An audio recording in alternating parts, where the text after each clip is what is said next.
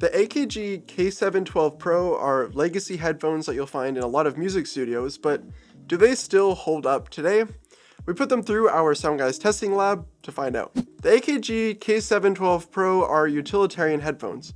The orange plastic design doesn't exactly scream luxury, but these headphones are built for performance, not looks. The plastic construction means the headphones are very lightweight at only 235 grams. You also get removable velour ear pads. Overall, I find this design comfortable, and I have no problem wearing these headphones for hours at a time during long mixing sessions. Since these are open back headphones, they're only designed to be used in a quiet environment.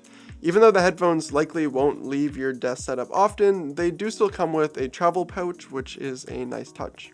Included with the AKG K712 PRO are two cables.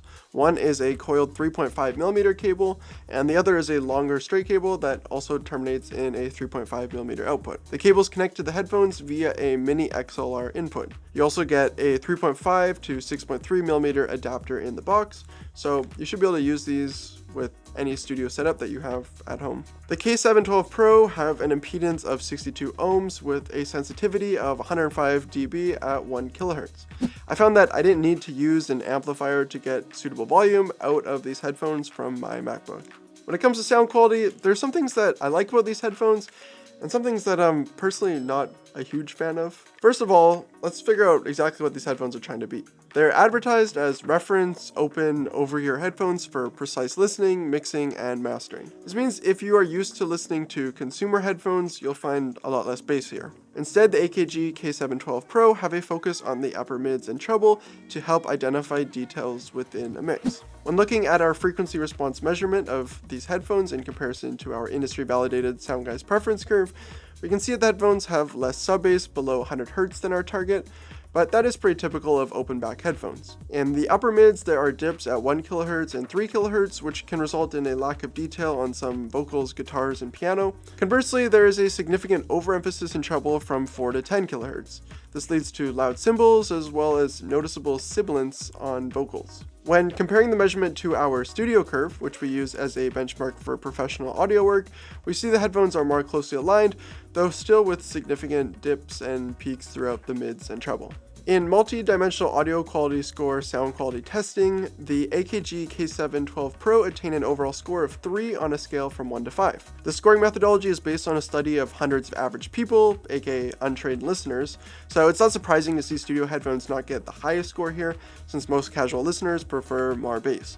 We typically see studio headphones score between a 3 and a 4, so the K712 PRO are about in line with what we expect. With a score of 3.6 in timbre, the headphones do a good job of reproducing the frequency spectrum and temporal resolution or timing information. A high immersiveness score of 3.5 shows that these headphones do a good job of defining virtual sound sources in a 3-dimensional space. On the other hand, a low distortion score of 2.2 means you may hear some non-linearities or added noise, but I didn't personally experience any of that while I was using them. So that's what the data says, but what do I actually think of these headphones after using them for both casual listening and music production, mixing, and mastering work? Overall, I am quite impressed with the sound quality, though there are a few issues that appear during long listening sessions, primarily due to that significant treble emphasis. When listening to my go-to reference track, Get Lucky by Daft Punk, I find the cymbals have more brilliance than I'm typically used to. That said, the vocals sound clear and detailed, and I can easily make out the reverb and delay effects on the vocals. I also find that the K712 PRO have excellent width and depth, leading to a very immersive listening experience. While the sound of these headphones is great for picking out details in a mix, I find it can quickly cause listening fatigue. The amplification of treble frequencies leads to harsh sibilance. To get the kick and snare drum and Get Lucky to an adequate listening level, I have to crank up the volume, which causes the sibilance on the vocals to become overbearing. While I would use these headphones for vocal mixing, I would not want to use them in everyday use. So, should you buy the AKG K712 PRO? Well, if you're seeking bright headphones that amplify details in the treble of mixes, then these are a good option. The headphones are comfortable and they come with the necessary accessories to provide flexibility in a variety of listening and studio environments. The treble is a bit too harsh for my preferences, so I'm sticking with my tried and true Sennheiser HD490 Pro headphones, but I won't fault anyone who reaches for the AKG K712 PRO. If you want to learn more about those Sennheiser HD490 Pros and why they're my personal favorite studio headphones, well, then you can check out this video right here where we do an in-depth review.